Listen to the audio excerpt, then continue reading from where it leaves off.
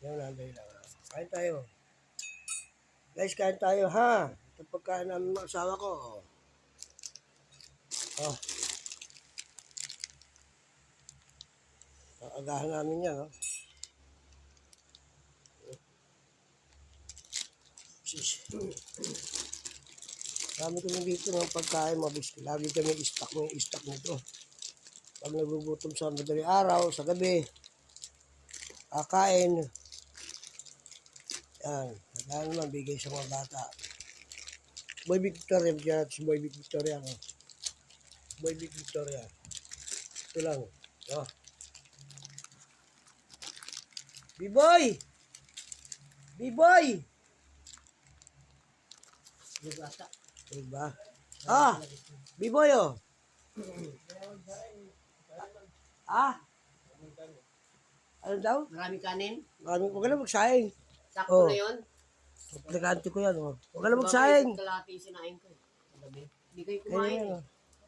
Ay, ikaw lang hindi kumain pala. Kumain ka ngayon. Bakit ka ngayon? Paano nalasing? Tulog eh. Inuha mo yung ulam doon, yung may takip na ano. Sasyado inula mo. Ha?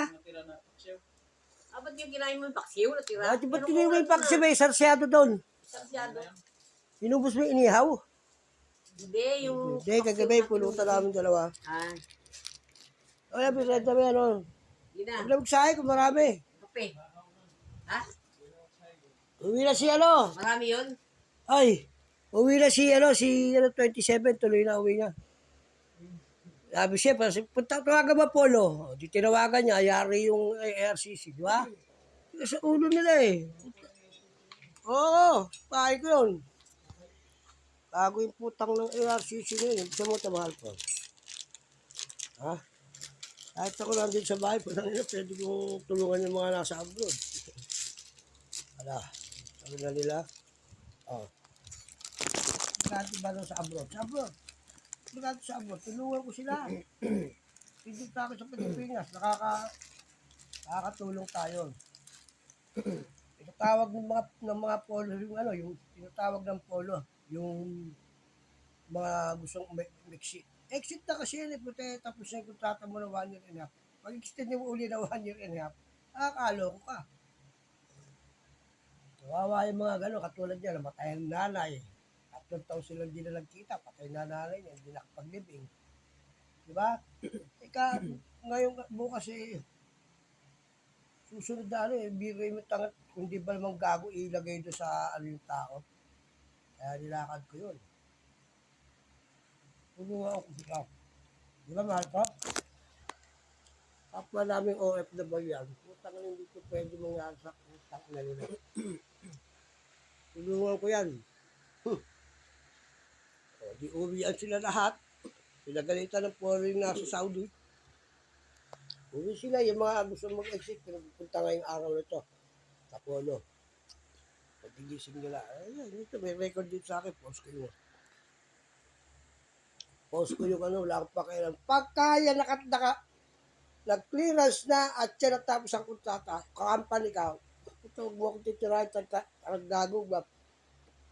Pinapatay mo yung pamilyang tao. Diyan nagkakahiwalay yung mag-asawa. Ay, sasabihin ng asawa, ng lalaki, gano'n. Eh, malalalaki ng lalaki, ng babae yung OFW, ng lalaki. Ay, nagkakahiwalay. Naasahan nga naman ang pamilya na uuwi yan eh. Yan kasi mga walang yaya, yung mga tagayayay na walang yaya talaga yan. Super walang yaya niya sa tao. Corruption yan eh. Siyempre ako, tagal ko sa abroad eh.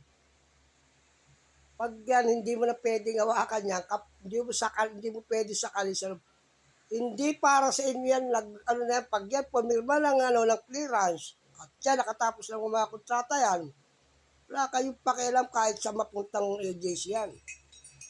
Kaya kayong mga tagay, putang ina, bitahon yan, dahil kasi may mga kalaban nga kayo, andyan sila Idol Rapi Tulfo, andyan yung malalaking mga DFA, Polo, Lebor, Dole, POA, OWA, may pagkakalagyan kayo yan. Alam sa totoo lang, may pinanalo kaming kaso. Ang dami nga namin pinanalong kaso sa totoo lang. Eh, 2 million, putang ina, niyari ng DFA, putang ina, Muslim yun. Yung aplikante ko rito, pukin ng ina, may kasagwat dito sa Barreto, puta, kalahating milyon. Putang ina, may utang pa sa akin 100,000, yung ipon yung pera. O di ako pero putang ina nun, kahit ito, post ko. Tinik sa lalamuno nila ako pag nakikita nila ako pag nanakaw ka, hayop pa. Tinireplikante ko yung babae, yung maribig. Gusto ko nga putang ina. Kahit magalit sa akin, Panginoon Diyos, pinagdarasal ko. Na mamatay ang hayop na yan. Post natin ngayong umaga.